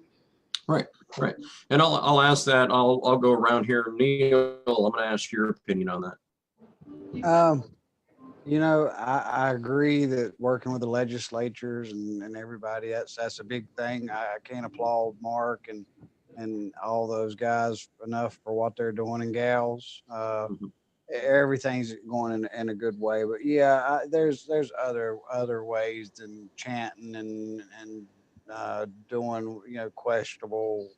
If you think it might be questionable, then a person that hadn't went through it that does. Right. As far as marches go and everything else, I'm just down with suing everybody. You're trying to fix a system that's not broke. So the only way you can fix a system that's not broke is to break it. The only way you're going to get media attention, once you file that lawsuit, that's how I got my Fox News interview, and the other media followed. My thing, you know, hey, what would happen if you had one person in every state file a lawsuit on the same day? What kind of message is that going to send? Wow. Yeah. So I think there's better alternatives and things out there, but you know me, I just like suing people. Screw me over, look out. I think, you know, can I be controversial? Oh, sure. Sure. Yeah, I think parental equality is just a bunch of nonsense. Title 4D is a legitimate problem that if it goes away, a lot of things get fixed, along with Title 4E, along with VAVA, which is the Violence Against Women Act, along with fatherhood.gov, which all the fathers' rights people conveniently forget exists when they claim that the fathers are, you know, maligned. Right. But I think the whole system pits, the whole parental equality movement pits men against women, and I think you're totally counterproductive. I think if you focus on Title 4D, I'll get on board with that, but I think you should also remember Title 4E as well, which is just as corrosive, just as bad, and both of them should go away. There's the Violence Against Women Act, which helps women. There's fatherhood.gov, which helps men. And if you say we should get rid of all four at once, then I think you can unite people. But I've found that the parental equality movement, the fatherhood movement is all just a bunch of crap, and you guys are pitting men against women. I don't know about you, but in general, I don't know each specific person. What I will say, though, is when I first started following this stuff, there was like the Million Parent March, and you guys planned it for 9 months, and then you had it. And now, you know, this guy is like, I got 16 states, I got a march here, I got a march there. So the one thing I will say is you guys are putting a lot of events together, and, you know, no, it's not like 9 months waiting for one event. That I think is very helpful because you're drawing attention to it. And I'm totally on board. The Title 4D is, it's very corrosive, but also don't forget there's Title 4E as well. Right. Now Title 4E that you were talking about, I wanted to get into that one because Title 4E and Title 4B will be reformed because of that Buchanan Act, and that was part of the Omnibus Act. And I think that it depends on the state and how those states use them. The only reform is its complete elimination. Title 4D gives the custodial parent extra power to go after the non-custodial parent for nonsensical child support. And by the way, there's what's called welfare kings, which men who go after their exes. And by the way, David Rucky uses Title 4D. It's right there in a child support order. Title 4D he uses. This is a guy with 4 homes, 9 classic cars, a multi-million-dollar house, is chasing after his ex-wife who has nothing, and he's using Title 4D. But Title 4E is farms out kids, puts them in foster care, puts them in adoptions from perfectly fit parents. If you guys want to read a great book, there's a book on a woman named Georgia Tan who stole kids and adopted them out. And this is Title 4E is Georgia Tan reincarnated. The Violence Against Women Act, what it basically does is it gives any devious woman, makes up any sort of allegation of abuse. The reason that Neil's ex didn't use it is she had a shark lawyer. She didn't need it. But if you don't have a shark lawyer, that the VAVA becomes your shark lawyer. If you have an actual shark lawyer, you don't need it. Like my first book about, or not my first book, but my book about Chris McNeil is the same way. She didn't need Title 4D or any of the VAVA because she had the shark lawyer. But so these women, what they do is they have an abuse allegation, and immediately there's all of this funding as soon as there's an abuse allegation. So we'll get you a lawyer, we'll get you housing, we'll get you this, as long as you're being abused. Oh, yes, I am. Right. Yeah, that's what adds to the domestic violence that you were talking about, obviously, because you've got a lot of the domestic violence people that are pushing out the agenda of here's a checklist, fill out this checklist. I think the domestic violence people are no better than the fatherhood people, just from the other Right. side. But Well, the fatherhood.gov, let me just finish with the fatherhood.gov, is the so-called poor maligned fathers. Now, two of these so-called poor maligned fathers who got fatherhood.gov, one of them you heard of, John Allen Muhammad. Yeah, that guy got funding under fatherhood.gov. They still wouldn't let him see his kid. Then he started shooting people up in DC. That's true. Josh, because I'm not going to get him right, but he was one of the two home invaders in the Pettit family home invasion. He actually got custody of his child that he started in jail, and then he shot up the Pettit family through fatherhood.gov. So Title 4D, Title 4E, VAVA, and fatherhood.gov, you get rid of those four funding streams, I'd say 50 to 60% of the corruption goes away. Oh Yeah. yeah, and Those it's just four. chasing the dollar. And my concern, like with a lot of things, and I want to say this right now, Mark Ludwig has brought together more people straight across the board so far than anybody that I've seen do anything in this movement. And he's done it without drinking beer and cussing every time he goes on a Facebook Live and bumming money from people. But anyway, he's done a whole lot, and I can't sing enough about his praises. Some of the other movements, like 50-50 custody. Now I use that as my frame a lot of time, and I support that because that gives us a basis to start. But people don't realize, guess what that's going to increase? False claims. You're going to see a rise in the silver bullet because it's presumed. It's 50-50 presumed. So you're going to have to prove that the other parent's unfit. So you're going to see some negatives with anything positive. But anything to create awareness and get our foot in the door and have a platform to work off of, I'm all for. And they are right. Title 4D and E and all that crap. That's, any bad thing or anything that's wrong with this world, follow the dollar, because where it ends up is what, that's what it is. That's exactly right here. So I want to ask Jesse real quick. I mean, obviously we got some difference of opinion and that happens. But obviously what I'm seeing, and there's a lot of respect obviously for Mark Ludwig and doing what he's doing with getting rid of Title 4D. I know that you're down with that obviously as well, because that backing, that dollar issue really is the main concern when we're talking about, are we going to be able to get a 50-50 share custody type of agreement, presumption rebuttal, a change in the standard of going from the standard of evidence, I wanted to say, standard of evidence that's going on. So we changed the standard of evidence. I think that adds a lot to getting rid of the hearsay in court as well. And I think that's obviously in HB 4113. What do you think about what Mark is doing and how active that he's being out there? Because what I'm seeing in reflection and when I'm looking at it is this is the first time that I've seen somebody come out and say, hey, look, I've got all four groups aligned here to get rid of Title 4D. My particular thought is this: okay, we want 50-50 custody. Let's ask for 50-50 custody to be the standard of evidence with a presumption rebuttal, which helps the domestic violence people. If there's a criminal activity, we can't have 50-50 custody. We got that. We know that. We're not trying to put children in harm's way. We change the standard of evidence. Right. We change that standard of evidence. Now, here's how the funding works.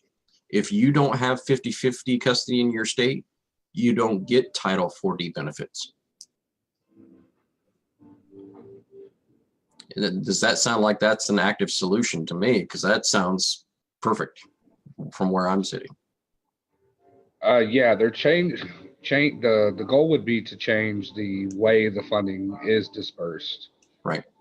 And so, like you said, to make it, to reverse it, instead of keeping children away in the system, use it for when the kids are together and see parents. Right.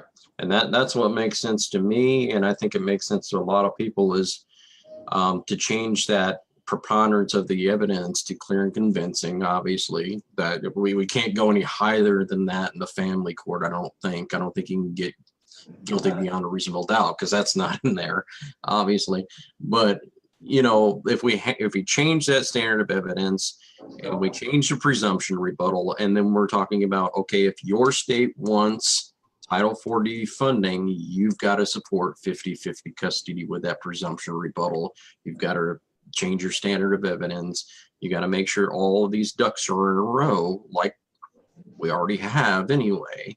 A lot of these states, you got to do A, B, C, D, and E in order to get that funding. Well, why not add this? That helps families reunite. Dads and moms get 50-50 custody, or at least see their kids and be in their lives, unless there is an actual criminal conviction that would put the child in harm's way. It sounds like a reasonable thing to me. So we're getting close to here on time here, so I'm gonna definitely bring all of you in, and I want to definitely thank everyone for coming on tonight. We greatly appreciate you. Michael, learned a lot from you tonight, brother. You've got a lot of vast knowledge and experience. We greatly appreciate you. Neil, obviously everything you went through, you're an inspiration, obviously. And Jesse, always my buddy, always my friend. We'll be in contact for sure. Thank you guys so much for coming on tonight. Hey, Jay, thanks for having me. It's always nice to be wanted by somebody other than the police.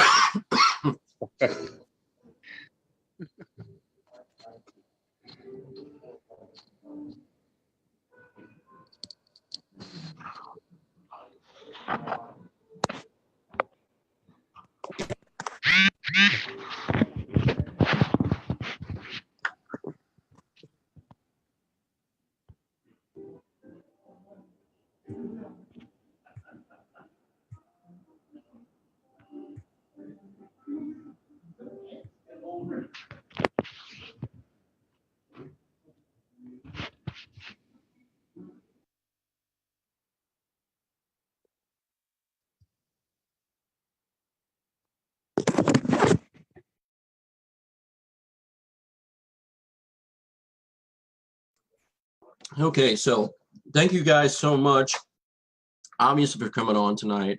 Michael Volpe, Neil Shelton, Jesse West Sr., amazing stuff, amazing guys, and I can't say enough about them. I know that we were going to probably have Tanya on as well, but unfortunately something happened there where she was not able to come on tonight, but we'll definitely invite her to come on in the future. Amazing stuff so far, and I wanted to say to you guys out there that are going through this stuff, keep fighting. Keep being the biggest thorn in their side that you can possibly be. Don't give up. I'm unbelievably thrilled to be able to come to you guys each and every week and bring you these great people that are in the movement. Again, this show is going to be much like the last show, where we're going to say this. Like I said, I am very, very blessed to be the host of this, but obviously this is going to be your show. And so each and every week when we have a guest on, or have our guests on, because this is going to be more of a roundtable discussion, where we will invite people in, have a roundtable kind of conversation about the topics and the issues that are going on.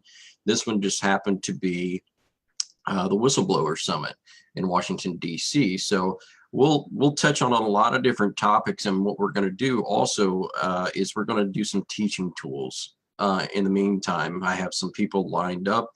We're going to talk about different issues like we started talking about on my Facebook last night. We started talking about different things, different terms that are out there. Things like I can't even remember what some of the things that were out there. I'll have to go back and look.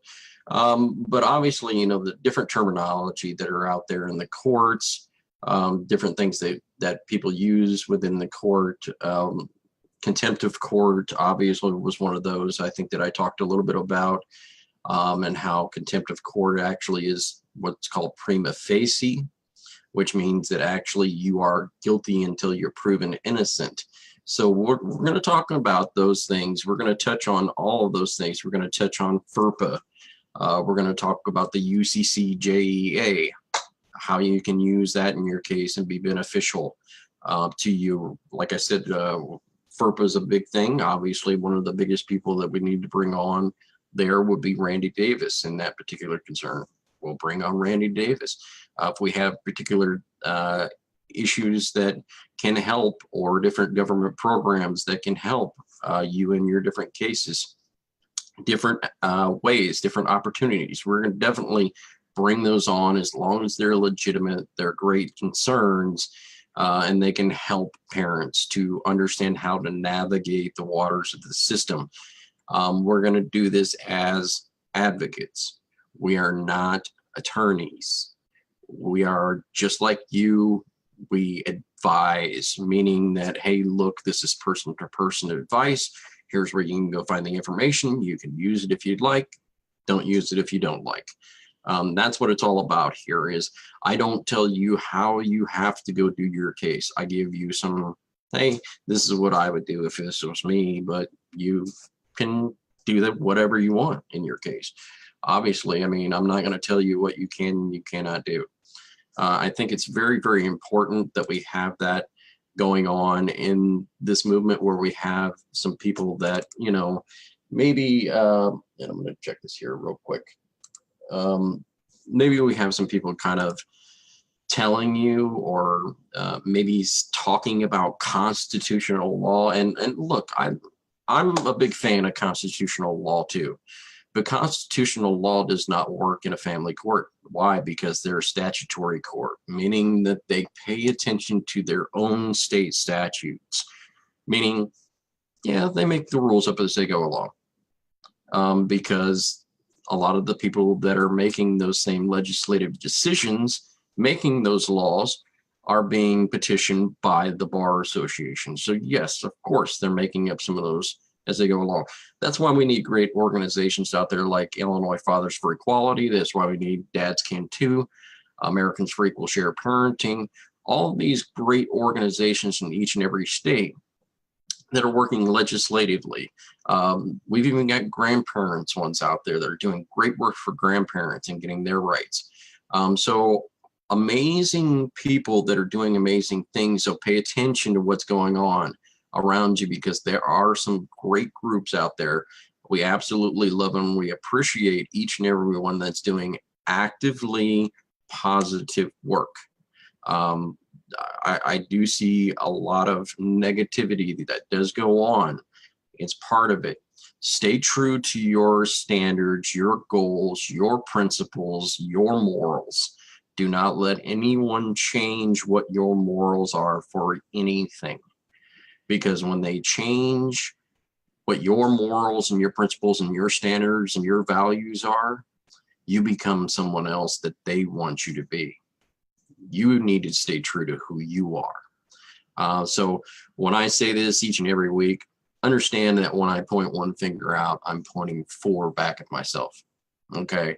I need to hear it as well. Hey, don't compromise. Never compromise. So I use this just as much as you do out there as therapy. So, but I wanted to definitely say that I love you guys out there. Thank you so much for tuning in tonight. We greatly appreciate you. We're going to keep bringing you quality programs. And what we would like to do is set Talking Normal up as an actual business, as an actual, well, I say business, a 501c3 or 4. And we'd like to go ahead and set an actual sound studio up. And actually what you see behind me is the round circle right there of Normal, Illinois in the background. And actually downtown here, over here with my pointer somewhere, is where we would like to go ahead and rent out a facility, have an actual sound studio, produce MP3s, MP4s, quality ones for those people out in the movement. So there's kind of some of the things that we're doing in a multimedia broadcasting sort of way. to try and help different people and different groups and out in the movement. That's the whole idea and focus, because right now there really is not a real multimedia LLC that's out there that's helping all of these organizations get their messages out locally. So we're definitely moving in that direction. We're working hard behind the scenes, and we'll bring you some very good shows in the future. So thank you all again for listening. And like we say on this show, keep living, keep fighting, and keep talking normal. Love you guys. Peace out.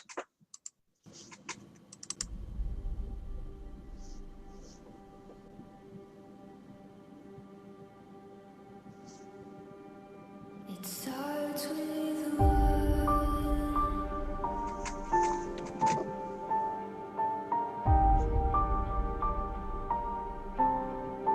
All I know,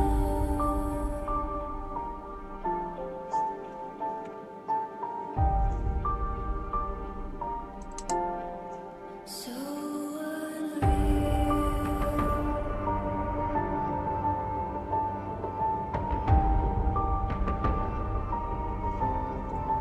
Watch you